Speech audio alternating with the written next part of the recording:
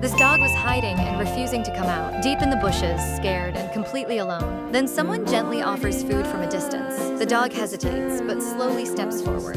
One step, then another, until it finally comes out. The dog eats aggressively, showing how really hungry he is. The dog gets taken for a full checkup, still nervous, but starting to trust again. Then comes the moment that changes everything. The same person decides to adopt the dog.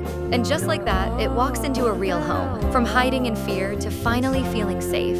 If this made you smile, subscribe.